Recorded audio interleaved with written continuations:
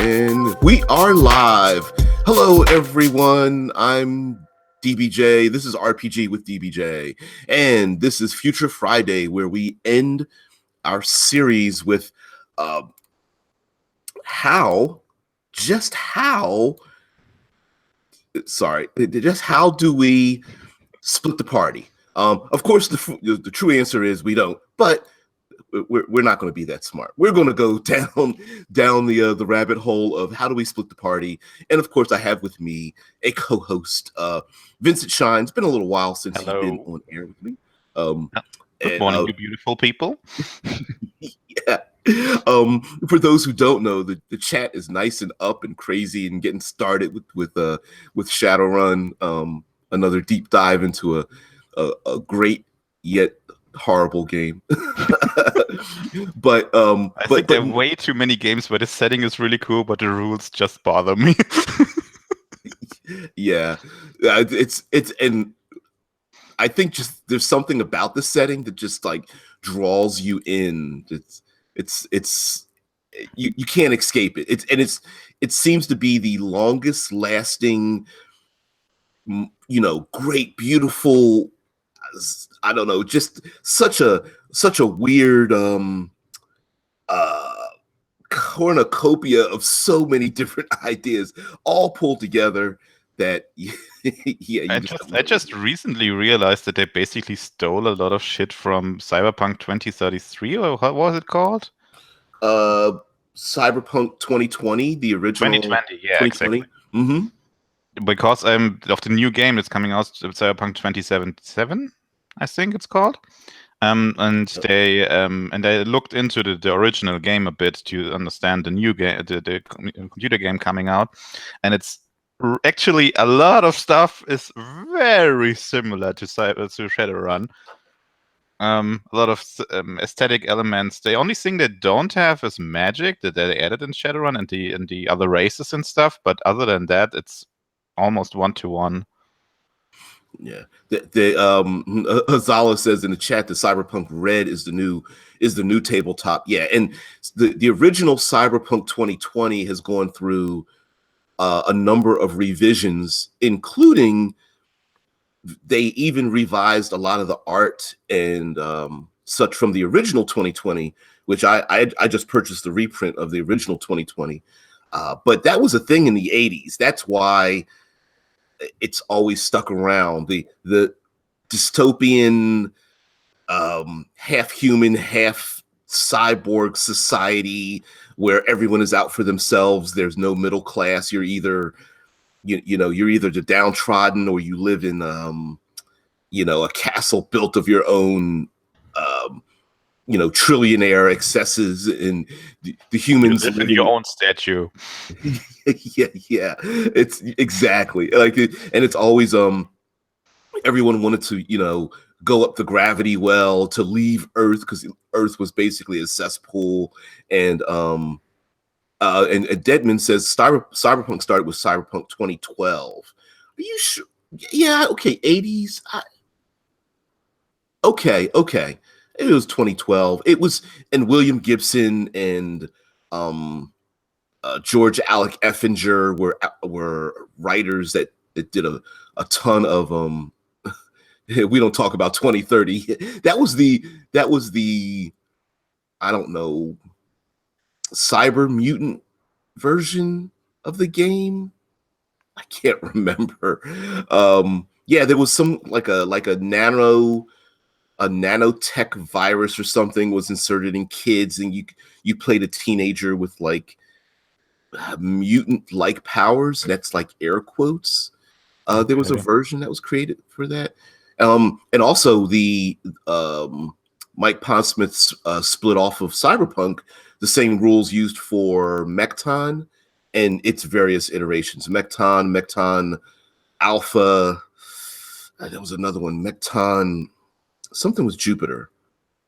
Man, I can't remember. But yeah, it was a mecha game using the exact same rules, but just layered with mecha rules on top of it. But anyway, we preamble because our point, as Vince brought up, as we were talking off of off of camera, like you guys were talking about splitting the party. And as I said before, okay, the first answer is don't do it. But if you have to, there are plenty of settings and rules and situations where the party is split. So let's talk about this. Can I bring up my example? Yes, we're going to bring up your example as maybe one of the worst, the one of the best worst ways you could ever split the party. It's from episode 1, the final, and you basically have your party split into 4 parts. You have Jar Jar with the army, you have Qui-Gon and Obi-Wan fighting Darth Maul, you have Amidala sneaking into the castle, and you have Anakin in the space combat, all at the same time. Yeah, that if you had to game master or run that with each individual player, like that's just I suppose the Jar Jar player character is like, you know, half eating pizza, half, I don't know, playing a video game. He just got luck rerolls until he dies. Till he dies, because he never wanted to be there in the first place. And then I don't know, maybe the youngest player probably is playing Anakin in the space battle. So he just gets to, you know, shoot some starfighters up by himself in space. And then the 2 players that are taking the game the most serious, they're the Jedi that are fighting, you know, Darth Maul. And maybe as the DM, you had these great plans for Darth Maul, but you never got a chance to go through them because the party kept splitting. That's the only way I can think of it. There are actually comics, I think, out there where they try to reimagine the first episodes as an RPG actually played out. I don't know what it's called again, but it exists. I'm not sure how they handled the final of the first movie, but I gotta look it up now. Yep. Now Deadman brings up the point of Anakin and R2-D2, which I'll admit that maybe R2-D2 is the equivalent of like giving Anakin a pet or something, and the DM had to give, you know, had to shoehorn in something for Anakin. It was like, fine, you have a droid or something, whatever. And in most Star Wars RPGs, you can actually play droids. I did so once. So yeah, he's actually right. R2-D2 could be a character, even though being in a spaceship with another person flying it, I'm not imagining it the most exciting part of the combat, to be honest. Oh, I'm making a repair check. Oh, I'm making an aim check. Oh, I'm making a repair check. Yeah. Unless, let's see, maybe the Anakin player character is like has a guardian at the game with them and just wanted them to have their first experience role playing. It's like, yeah, I'll play the droid, sure, why not? You know, I actually love playing the weird guys, so I'm usually like playing the droids. And Azala brought up the same thing we thought of. That's because Jar Jar is a Sith, and we even talked about the Jar Jar Sith cut of the movie that someone did a re-edit where Jar Jar is a Sith Lord. It's like that's so crazy. But okay, no, the point. The Jar Jar Sith Lord thing, just to make it right, it's actually not a recut, but it's a theory that's actually should go with the regular movie. That Jar Jar is actually just fooling, just pretending to be a foolish, clumsy guy, and actually trying to help the Emperor get onto the throne. Tesla Ranger, Darths and droids. We're going to have to make an OSR version of this. Darths and droids. There is for sure an OSR version of Star Wars. I'm sure. Probably multiple ones. Yep. Oh, let's see. Foolish Kiwi says playing a sassy droid can be fun if you're good at getting personality across. I did that one time playing a protocol droid. It was very fun. It was always in the way, and apologizing for things, playing a C3PO type character. It was pretty I fun. played one of these assassin droids once. Assassin And droid. yeah, there's I'm not sure how they're called again. I would have to look it up. But there is actually assassin droids, and Yep. one of the other players was my owner, and I was not properly programmed. So whenever he tried wanted me to do something, I usually tried to kill someone to accomplish that goal. I can see where the hilarity can ensue. Stop him without killing him. Okay, I'm shooting in the knee. Yeah, absolutely. But yes, we are talking about splitting the party, and if done with enough understanding and enough player buy-in, I think you could do the classic Jedi Sith, lightsaber fight, and then go back to the action, back and forth.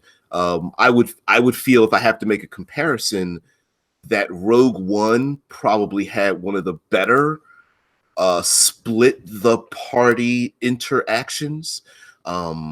A pitched battle on the ground with rebels, and then fighting in space had a tension effect on what was going down on the ground, and then you had your main characters trying to run into the not lab, the secure location to get the plans for the Death Star. So each portion of that battle had an effect on the other portion of the battle, and I think that's where like Prue mentioned the other day about how far away can you have the player characters, and I don't think it's about distance. I think it's about impact. Yeah. If one set of player characters is, let's say, having a pitched battle, and they can only move from their location if another party members are accomplish their goal, then the two are linked. If one has a direct impact on the other through time, through tactics, through energy, through resources, then I don't believe distance has anything to do with it. The thing is, narratively, I think these things are being wide apart from each other while still impacting each other is far more common in science fiction setting than in fantasy settings, because it's usually rare that something like a ritual is somewhere and the other party has to interrupt it to help the party a couple of miles away to do something that's super rare. If something, then maybe a battle where you do try to accomplish different things in different parts, but it's usually limited by how you are able to first communicate and to travel. And in science fiction settings, both is usually super easy. Yeah. I absolutely agree with you. It's not, like you said, the travel and the communication part of it is usually a pretty big deal, right?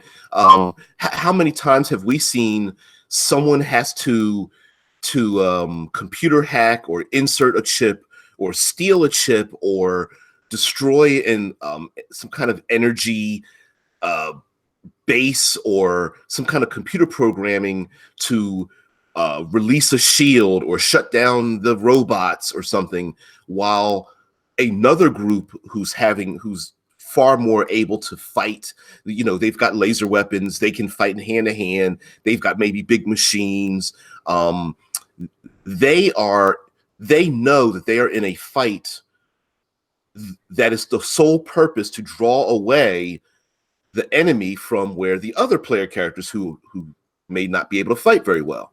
Return of the Jedi is a perfect example.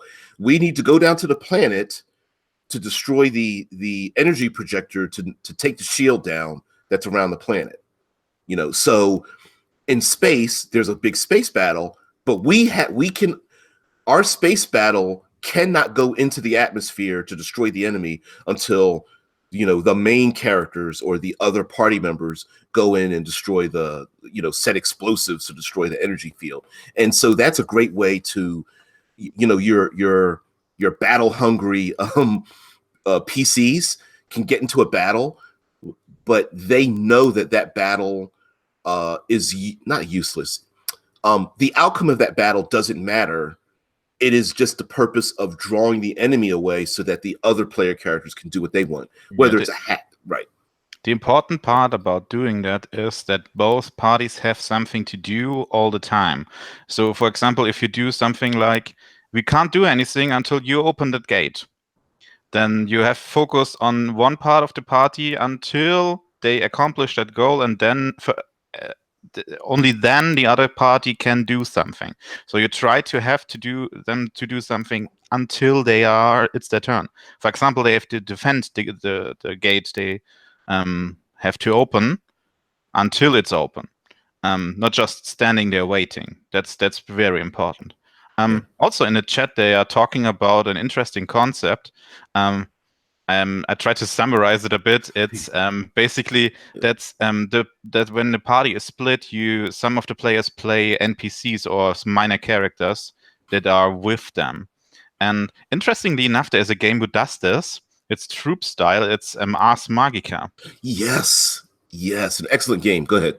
Yeah, it's basically a game where every player plays multiple characters.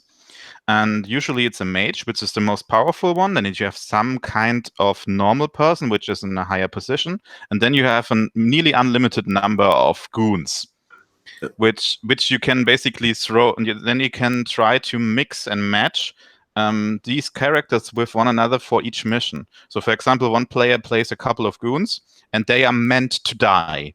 They are usually just comedy or meant to die. They're basically the red shirts of the setting. And you can use them just to show how dangerous the situation is, or to scout ahead and get some information, or maybe just doing slapstick. And it's an interesting concept. I've never actually played it, but I've read a lot about it. And it seems like a really interesting idea to try to do that. In Ars Magica, I have played that style, the troop style, I suppose. Troop, yeah. Troop style. And we had a lot of fun because there were 4 of us. So we each made 4 mages, and then we each made I think they're called custos. It's like a highly trained or capable human being. Above the human standard. And then we had a large number of, like you said, normal humans. They were meant to die. They're just all basic abilities, no special abilities. Like they were servants. They handled the horses. They cleaned stables. They were cooks and that kind of thing. They were the pot-headed wearing soldiers that went into battle and died. And we had a lot of fun because then that's a player character you can play, and you can do whatever you want. That you have no concern about their safety or anything. Yeah, Ars Magica is a great role-playing game for that. And we actually had a lot of fun because you could play you could play someone foolish or drunk or the idiotic, or someone who wants to argue all the time or anything, and you could just get all that out of your system with these characters that pretty much don't last very long. And it's also interesting because you could choose what to play based on how your mood currently is.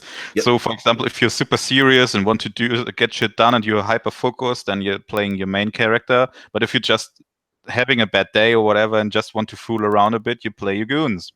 And it's really interesting idea, I think. Yeah, if you want to play a coward and just run, or you're just frustrated and you're like, oh, I'm gonna play him like a knight and just suck up all the damage so the main character doesn't get hurt or something. Like, you can absolutely do that. Stay behind me, I'll defend you, and just pretty much sacrifice your character when not your character, the little minion. It's a great idea. And actually, we were able to have one player character play a mage, and then all the rest of us just played minor characters. And it was fun because we got to move back and forth between our own mage characters who had their own storylines. And someone would be late to the game and go, just hand me one of the minions. And they played a couple of minions.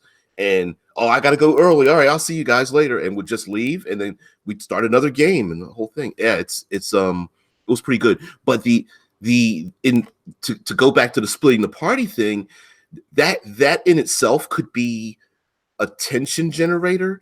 Going back to Star Wars with the Return of the Jedi, the Han Solo and Princess Leia go down to the planet, and they had a bunch of minions around them, and it could be the idea could be when you run out of minions, you're surrounded by the enemy, right? You need your minions to kind of keep the enemy occupied while you sneak in and try to set explosives. And you've got 30 minions. A couple rounds later, now you've only got 15 minions, and those minions might be important to keep you from being surrounded by, I don't know. Or maybe it's to prevent an ambush or whatever. Mm-hmm. Or maybe you get detected simply because you don't have someone to kill off all the scouts from the enemy. There are several ideas you could do with that. Maybe they're just a buffer for you. Maybe you are actually pretty vulnerable, and the minions are basically like your health points. If more of the minions die, you have a higher chance of dying yourself. Yeah. Especially now, of course, we're making fun here, but just assuming that the chicken walkers in Star Wars, maybe they are mecha styled enemies, meaning like their damage is like multiplied by 5 or 3 or something. Like they are literally your blasters will do nothing to them. So it could be you need minions. They are your buffer. They're your hit points. They're your sponge. And if you run out of minions and you have to take your puny blaster and blast these things, it's possible that you are going, you're going to be at a severe disadvantage. So you may need your minions to fight off the walkers, the tanks, the mechanized machines, because you don't have any. And then, of course, Chewbacca shows up. But the whole point of it is that it didn't become an issue until all the minions were gone, right? Then it's like, here it comes around the corner and it's about to blast us and we're almost dead now. Before it wasn't a problem. And then you could basically have a couple of players play officers or maybe vehicle pilots or whatever, and doing interesting stuff while they're waiting for the turn. And then they also have a little bit of impact on the story. Actually, they don't kill the big bad guy, maybe, but they are preventing your heroes of losing, or maybe they make the way open for them to engage the other officers and the big bad guys, because if they wanted to fight them alone, they would just get surrounded by the enemy army, and then it's all over before it really began, giving their fire, what's called, cover fire. Fire. Yes, absolutely. You could even have another player character, like you said, play officers, or even those chicken walkers who are specifically targeting their minions to take down their defenses. Like, hey, I'll play the enemy officers and try to pick them apart. I'm not going to go down the rabbit hole, but Ars Magica is one of the games I'm going to bring up next week when we talk about some of our favorite mechanics. So all next week we're going to talk about not just our favorite role-playing games, but a mechanic from a role-playing game that we love. So it could be a game you haven't played before, but you've read the rules and you love this mechanic. It could be a game that you really despise, except for maybe this one little part that you kind of love about the game. I could talk about that shit for like days. So we're going to spend all week. We're going to bring up the games. I know in the chat we're not able to put links in, but if you know the name of the game or as close to it as possible, or the writers or what have you, the time period it came out of, put it in the chat for next week. We're going to do that all next week. And mind you, it could be one game that has 3 mechanics, but let's limit it to like 1 mechanic per game, right? Now we can bring up multiple games, but we'll spread it out through the week. So let's not, I have actually a lot of games where I like the idea of a rule, but it's just implemented badly, or the world is just super generic. And Right. that's super, super, super often that I found something like that, because I'm a sucker for rules. I really like when I have elegant, good rules. And even if the world isn't that good, I may still play it just to see if the rules work out. Because a lot of players say that rules aren't that important. Maybe you can play everything with a generic game. And I disagree to a certain extent, because yes, you can, but the rules won't help you. You have to do more work yourself. And if you have elegant, good rules, they help you create a specific situation, a specific feel of play more consistently than if you don't have the rules. Then you have to try to make all the work yourself. If you try to do a detective story in Dungeons and Dragons, the game won't help you much. Nope. You have to maybe implement some ideas you learned from watching detective stories or CSI or whatever and work it in yourself. You have to do the extra effort to put it in there. And if you play a game like Gumshoe, for example, then you have a solid base to work upon. I absolutely agree with that. Absolutely. And he brought up another game that has a great great rule. And sometimes it's not even Gumshoe. I could talk for this for days. I said it. And sometimes it's not even the rule, but it's how the framework of how the rule is used, like Gumshoe, like Blades in the Dark, which has probably 20 rules that do that, where they reframe how the rules are used. Yeah, those kind of things. Yeah, I'm sure in the chat they're talking, oh, I'm gonna have to do a redesign. Dude, we're all creators, man. And sometimes thinking about how someone uses a rule, another designer used a rule may make you rethink what you're doing. Talking about splitting the party, a perfect example is computer hacking rules in any role-playing game, right? When computer hacking rules were first created, logically people were thinking, well, let's make them as close to what we imagine real computer hacking to be. The problem being is that one player character, I'm going to fire my pistol at someone. Okay, you make one attack roll, maybe two, you see what the outcome is. Then we go over to the hacker who's using a completely different set of rules and maybe gets 5 rolls to do what they're doing. And it made it uneven. It made it the implementation of using those rules in the game made it uneven. It made it you had to learn 2 different rule sets. You not only was the party split, but literally the interaction in the game was so split that no one person had no impact on the other person. So yeah, you could basically make. I've heard of Shadowrun games where the GM met with the hacker before the game actually started and made the adventure with 2 persons, and then the hacker had simply nothing to do for the rest of the adventure. He just sat around and ate snacks, I guess, and that's stupid. That's completely stupid, because interestingly enough, when you learn a bit about how real hackers work today, it's actually a lot easier to do social engineering than to just hack into everything. Right. If you get a guy to click a link, then you are in. And if you try to hack that could take days, maybe longer, depending on how good their firewall is. And that's the interesting part about it. I've never actually seen a good hacking system. If any one of you heard of a role-playing game which has a solid, interesting, interactive hacking system, I want to know this, because it doesn't really exist. In Shadowrun, they tried to go into the right direction with the last version, because you can actually link directly into an object and then try to circumvent the firewall of the host. That's an interesting step in the right direction, but you still don't have to do it. It's just easier. And that prevents a lot of power gamers from actually using it, because you just have to push up your skills high enough, then you don't have to. You can still stay outside and do your thing while everyone else is inside and with all the action.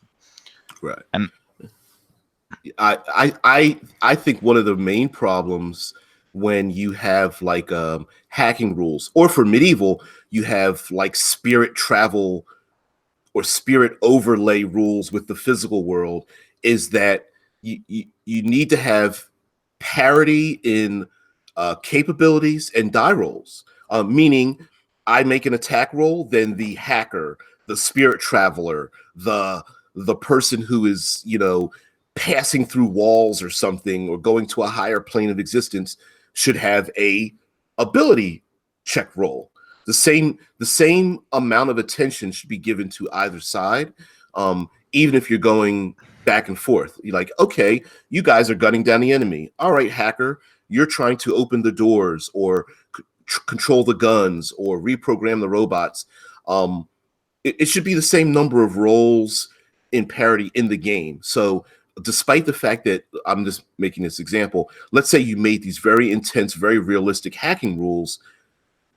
If you use them in the game, if I play a hacker and someone else plays a person with a sniper rifle, are we both going to have the same amount of time and energy given to us? The big problem with that is that usually the impact of doing some hacking is very different from doing something normally. For example, if you have an enemy that's a drone which fights your buddies, then if a hacker would be able to do one action to take over this drone completely and use it for themselves, then it's not like one of the other players just destroyed the drone, because you not only disabled the threat for your team, but you also gain a new party member. And that's the hard part to balance here, because you try to, how high is the impact of getting another party member? How many turns do you have to work for that? And that's the hard part. Right. I agree. And that's why, like, I'm just labeling it sabotage rules are very difficult to implement in any role-playing game, because like you said, if I'm a gunman and I shoot an enemy, I'm taking out just a single opponent. But if I'm a hacker and I take over a drone, like you said, now not only did I take an enemy out, which might be very powerful, now I've taken over a drone, which increases our firepower and that player character's firepower, by a major factor. So is it 3 skill checks over 3 rounds? Is it 2, 5? How difficult should it be? And so it's I agree with you that balancing the effectiveness of someone who's sabotaging something versus the simple I attack the enemy. If someone sets it, like a person says, well, I want to overload the reactors and have it explode, it may be that, well, when it explodes, it's going to destroy probably 20 enemies. So maybe they have to spend more time to set up the I want to reprogram the power plant to explode versus the enemy that's going around and shooting everybody in the head. And as a DM or GM, it's hard to balance that, and most games don't have very good rules to allow you to do that. They just assume, hey, you're the game. There's just always issues. In Shadowrun 5e, for example, you can't do anything before you have marks on the target. It's basically like you have permission to do something on this device. And doing a mark on a device always costs you 1 action. And so if you have good fighters in your group, they basically can just say, I just kill the enemy while you are just getting a mark on it. And you didn't got to do anything before they actually got the problem solved already. And that's the problem in the other direction. They mentioned in the chat that there are also counter hackers and stuff like that. Mm-hmm. Of course. But the problem is, when you in Shadowrun, at least, it's usually like, if the enemy got a good hacker and you don't have a good hacker, you are screwed. The same is true for mages. And so you basically have to cover up certain parts, and then they're doing their own thing while all the others do the regular thing. So the mages fight the mages, the hackers fight the hackers, and then you basically have this party split up again. without really having a lot of impact on one another. Maybe there's an overflow. Maybe there's a spirit attacking the party, and the mage tries to take care of it or whatever. But it's still a weird kind of split up thing. I'm not really happy with that, to be honest. Yeah, and in a way, this is where me being a movie fan comes in. Sometimes you have to steal things from media, where very often the hacker themselves physically might be under pressure, whether it's guards are tracking where they're located, or like you said initially, the hacker must be on site somewhere. And so while they're hacking, there's also the tension of them being discovered wherever they're hidden. Now, I do understand in Shadowrun that oftentimes, the Shadowrunners are doing something where the hacker, no one even knows where the hacker is located in the first place. But basically that that the hacker themselves isn't hidden somewhere so safe that there's no threat to them. Usually there's maybe like counter hackers, or there's some kind of defense mechanism that will track where the hacker is and maybe launch a missile at them, or send robot drones after them, or send some kind of signal back through the system that will fry their brain or fry their system. Or maybe they start a countdown that will release, black ice that will destroy their own components. And so you can set some kind of tension for them as well. So the hacker just isn't, hey, not only am I out of the gunfight, but I can just freely just start hacking things and have no repercussions back on them. I think I agree. You can do that, but the problem is that making such encounters is pretty complicated. You always have to try to find something that maybe the enemy has a counter for one of the characters, but then your characters have to counter that counter, and then it gets pretty tricky pretty fast. Sure, you can just maybe throw a rather balanced group at the players and see how it works out.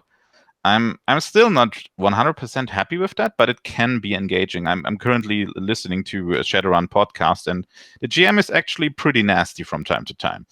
He throws different encounters at the players, and he can really do damage with just attacking the metrics or just creating a huge spirit. But then they have encounters where they want to fight a huge spirit and realize that only one of the characters can really do anything about it. It's weird. Yeah. We talked a little bit earlier about split the party settings, meaning like this is a perfect example, having a physical world and a spirit world, a physical world and a digital world. Of course, Shadowrun has both of those, which makes it triply difficult. But balancing it's already difficult enough to balance a physical world, and then having your player characters essentially ignore all the difficulties in the physical world to go into another world, whether it's into a digital world, the mesh or something, or into a spiritual world where they there's only elemental spirits or something. Now the game master, the person running the game, now has to think of different obstacles because that are not physical at all, or may lead to a physical encounter, but they have to do the spiritual one first. The same could be said for werewolf. If you've ever played White Wolf's werewolf game, there are some players who know the system very well, and they can step sideways, which is essentially going into the spirit realm. And players who know how to do that, or are comfortable doing that and know how that works, can really throw off a game master or a storyteller that has no experience running the spirit world, alongside the physical realm. Yeah, And it's almost like you have to do double the work, and in Shadowrun, oftentimes you have to triple the work because you have to think about Astral Realm and the Matrix and the real world. And usually, what most GMs tend to do, as I see, is they just do the real world, and then the rest they just wing it a little bit. yeah, And it's weird because then sometimes the mages and the Matrix guys have a far easier time than they should have. Yeah, I definitely agree. Rickard says something that should be on a T-shirt. If splitting the party is going to work, the DM must be playing with the players, not against them, to make it flow smoothly. Yeah, you need to have a great set of players who are willing to let the dungeon master give the dungeon master time and energy to work out the difficulties, instead of trying to take advantage of that person. Because there are some players, they don't just play the rules, they play the person on the other end of the table, where they know that if they put enough pressure, throw enough situations at the game master, that they will get flustered and then take advantage of that inability, which would confuse which would challenge the best of game masters, I have to say. Unless you are an absolute master of whatever game you're playing, if you have to deal with the physical world, the spiritual world, the digital world all at the same time, and maybe there's other things like remotely controlled drones and robots and all those kind of things, satellite imaging, and I mean, it can get pretty complicated. As a player, like, relax, let the game master run their game, throw in your ideas, but don't try to play the person. I think in general you should say that the GM is just a player at the end of the day. I know it's a concept that a lot of people didn't really realize, but he is just a player and he is just a part of the group. He should not be working against the players at all. He should be a fan of the players. He should be trying to encourage them to do cool stuff. He should try to enjoy what they are doing and trying to encourage them to try something more. And it's a really hard job. But it's at the end of the day, he's also just a player. He's nothing more. Yeah, I absolutely agree. Now, unfortunately, we picked one of the worst games as far as splitting the party goes, which is a good point that we did. Like, we really reached into a classic, cult, long-lived, excellent setting game, that does have its problems, in terms of splitting the party, just because you have this idea of going into the physical realm and digital realm, or spiritual realm. But to not make this such a negative nanny thing, there is a really good thing to do. In games where you have a person who hasn't been able to shine, this might be a good opportunity for you to allow that person to shine. So a good example would be, in between a shadow run, the players have to, of course, they make their deals, they buy their equipment. Maybe you want to run, I don't want to say a side story, but they have to run the streets, right? And maybe the hacker at this point isn't very effective, right? They're just having conversations with people. Maybe they're running from gangs. Maybe they're chasing down enemies that owe them money or something. And maybe this might be exactly. So this might be a good opportunity to say, oh, wow, the mage character, here's something for you to do. Or the hacker character, I know you haven't had a chance to do something. Here's something for you to do, and to allow that to affect what's going on. And you could do that with, I'm sorry. To Shadowrun's credit, there's also a mechanic inside the game which encourages the GM to give edge back to players who do cool shit. And if you don't know this rule, fucking use it. Use it all the time, because that's what your job is. It's not about knowing all the rules perfectly. It's giving players edge back for doing cool shit. And you can't imagine how much this means to a lot of players. Just to see your GM getting excited, and I've met far too many groups where the GM is like, "Oh, I didn't kill you all, and now I'm upset," and that's just stupid as hell. Because you don't want to be the antagonist of this game, because it just creates a really weird atmosphere in most of the times. There are groups where this works. I don't say it doesn't work in every group, but in most groups where the players don't really know each other, it's just, we need to defeat the GM, he's just mean to us. And that's not a good atmosphere to play in, usually. Yeah, I definitely agree. I like the Rickard and Azala, what they said. I live vicariously through my players, and it says I live vicariously through my characters. Yeah, absolutely. And of course, if we can separate that, meaning like, look, we're here to have fun. As a dungeon master or game master, I want the players to have fun, and I want their characters to be the heroes or the badasses that they want to be. So I want to give them an opportunity to do that, and then set up for them obstacles that are going to be difficult to stretch their imaginations, to have them do things. Fat Ninjas is importing Limitless Adventures 5e spin on superheroes into Fantasy Grounds. Stay tuned. That must be someone's got a new hack for Fantasy Grounds, which would be awesome. I actually don't know what he's talking about, but I'm curious now. Limitless Adventures. Okay. There's like, we've talked a lot about Shadowrun, but let's go a little further into the future. Let's go into space, maybe. yeah, I was going to say let's leave the gravity well. Let's spin up the gravity well and go into our further future, where we're to our own solar system, into the galaxy. While we don't often think of Shadowrun when it comes to traveling from planet to planet, we do have that situation. I think Star Trek is a great example of splitting the party, especially because they have eclipse phase. Of course, I got to talk about that too. But the transporter is an excellent tool for splitting the party. The Enterprise is being attacked.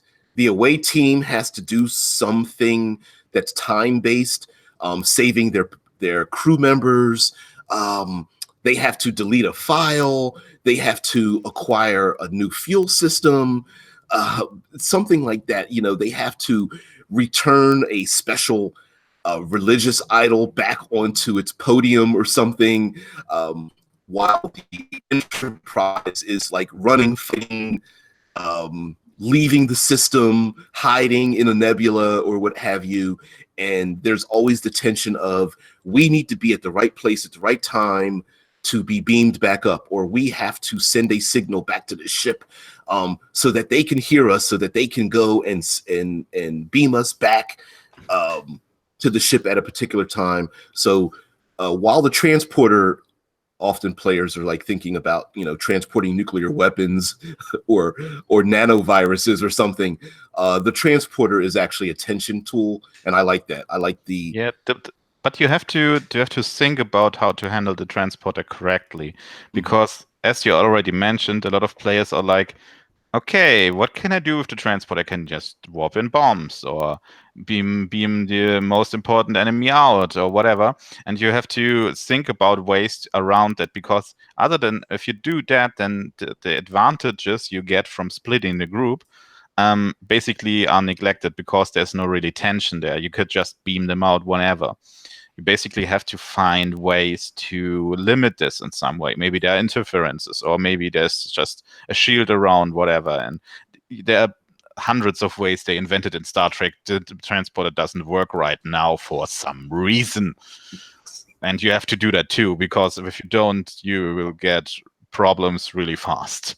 Yes, that's where the idea of simply the word, well, it doesn't work because reasons. Because technobabble, insert here. Exactly. Roll on the technobabble table and it doesn't work. So, which is absolutely right.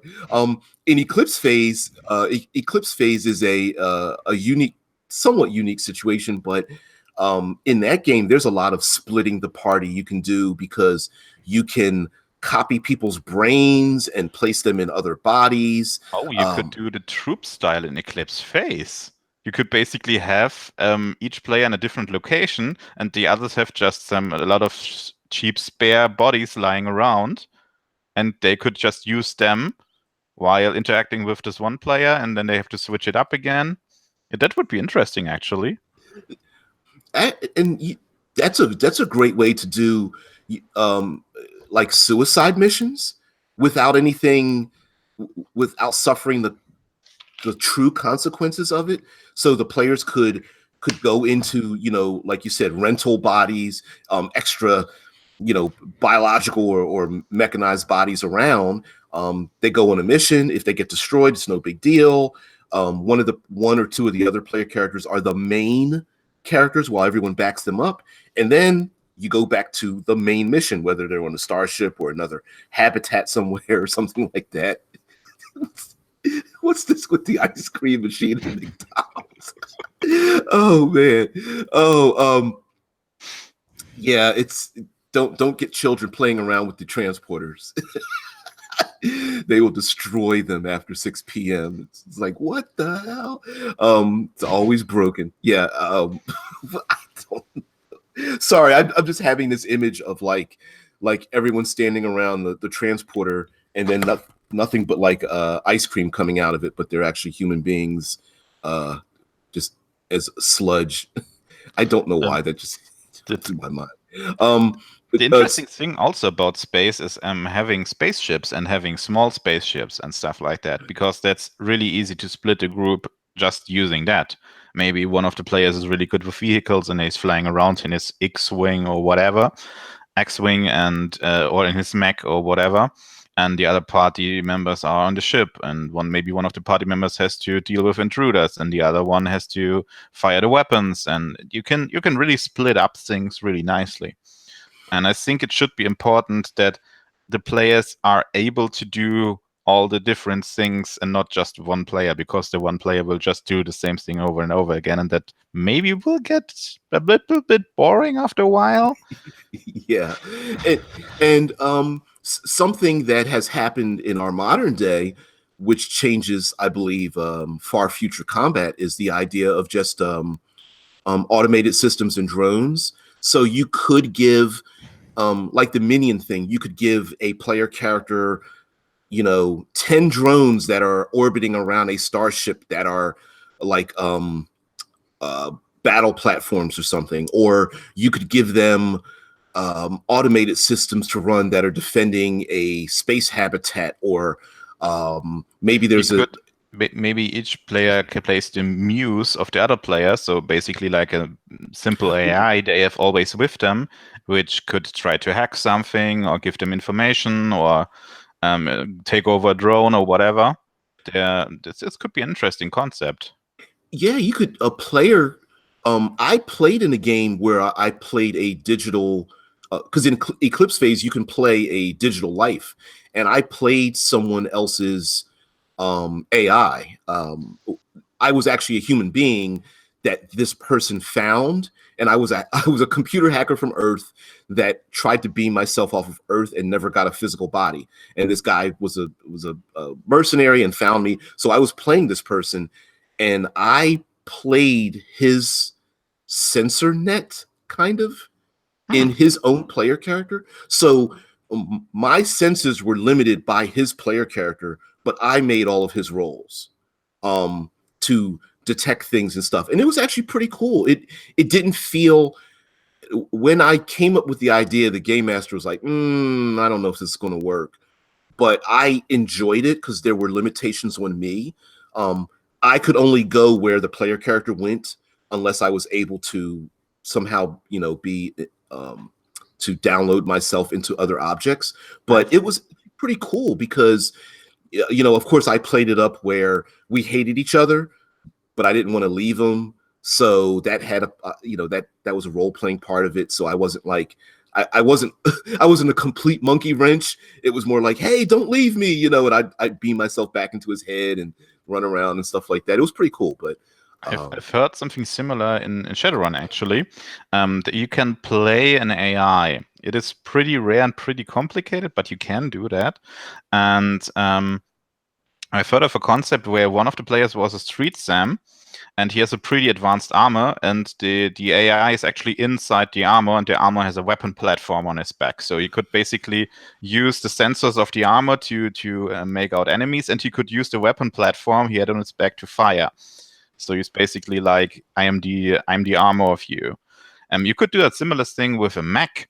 I actually know a game where you can play an AI inside of a mech, and the other player is the pilot. So basically, one player is the mech and the other is the pilot, and that could also be an interesting dynamic. Yeah, there are plenty of mecha games. The idea of splitting maybe the mechs and the physical pilots, or mechs and AIs, might be a different thing too. Someone says Jarvis in the Iron Man suits. Yeah. Yeah, exactly. I agree with that. Someone could play that, or either as a minion or even a player character, really, if that's what you're going for. But even in games that specialize in mechs, you could have the party split with objectives. So, for example, it's just like we were talking about, say, whether it's a medieval battle or a modern day battle or space battle in Shadowrun, some party members might be a distraction of sorts. Hey, we're going to launch attacks at the enemy, draw the enemy away, and then the other, maybe more stealthy, more the brains of the group, have to go in and insert like a virus, or take out a power plant, or set explosives, or do some kind of sabotage that would affect the mechs. And again, my specialty, third pillar, use the environment. So you could have like a mech battle where they're trying to destroy maybe a dam that causes a flash flood. They could try to knock down city buildings. They may be trying to take a large battle cruiser out of space and drop it into the atmosphere. There could be all kinds of things. Maybe there's airships or floating platforms in the upper atmosphere, and some of the players are on the ground, and there's others in the air. Maybe they're fighting that way. So you could have them fighting in different environmentally different locations. I actually, there's a good game for that. There's a mech game. Oh man, how it's called again? I have to start my Steam account. It's Rift something. Okay. And it's a game where you play a mecha squad, and you usually have different environments and objectives to do. And it's really interesting because you basically have this wasted radiated wastelands where you can throw enemies into acid, and then they take more damage, or you can throw them into. What the heck? Hello? Testing 1 2 3. Can you guys hear me in the chat? Anyone? Just poke real quick if you can still hear me. Something just happened, like I don't know whether I had a power flux or something. I think Vince got kicked out the system. Okay, good. Sorry, there was a like, literally the screen went blank. It felt like the computer, like there was an energy surge or something like that. Sorry about that, guys. I didn't know whether it got knocked out. Vince will probably be right back. It got interrupted with that. But anyway, yeah, using again, I know I push this a lot, but using the environment could be a really cool thing too, in terms of splitting the party, especially if you're playing mechs or in starships or something, and you're in completely different areas. If you're in starships, someone could be in an asteroid field. Oh man, Vince's computer crashed. Sorry about that, dude. Yeah, it went through the chat too, man. But yeah, someone could be in a nebula, someone else could be in an asteroid field, someone else could be in the upper atmosphere trying to, skate through the atmosphere or something. Even in Shadowrun, you can do things with the environment, and where it splits the party, where people are, running through the streets. You've got arcologies with different levels, and some party members might be, in heavy traffic, and someone else is in a, secure sortation. Yeah, we lost Vince. Yeah, his computer just crashed. Something happened.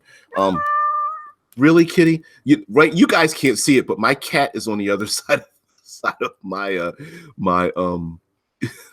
my camera, and wants to have my attention because my eyes are on the chat and the camera. But anyway, guys, we talked all week about splitting the party, some good, some bad. Yeah, we kind of smashed Shadowrun and Star Wars a little bit with this. Yeah, it's all right, Vince, because we've hit the hour mark, and we'll probably bow out now. Yeah, it's no big. Thanks, guys, for joining in. For anybody who doesn't know, we did a whole week of these. So if you had any options at all that you ever wanted to use with Split the Party, we will do that. Next week, we're going to do your favorite mechanics out of any game system that you love. Oh, Dune. Oh my God. Oh, don't do that with me. Don't do that. Yeah, don't forget Dune. Great sci-fi settings. Oh my goodness. But anyway, next week, think of your favorite role-playing game. Think of your most hated role-playing game that has some of your favorite mechanics in it. Let's try to make this simple. Some of the mechanics can be a little bit complicated, so we're going to try to make it as generalized as possible. We're all creators.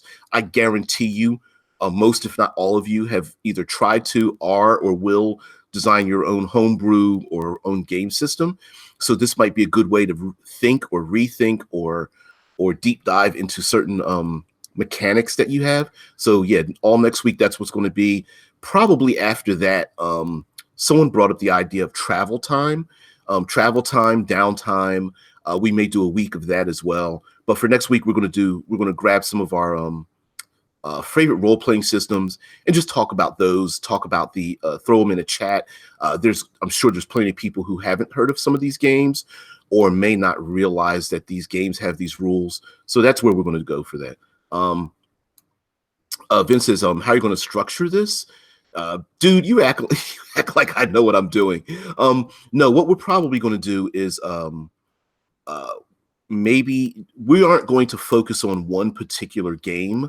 Probably what I'd like to do is hit maybe 5 or 6 of them.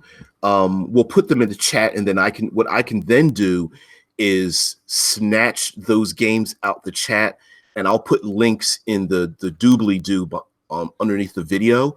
The chat is unable to take links to things, so we can't put in a direct link to our favorite role-playing game.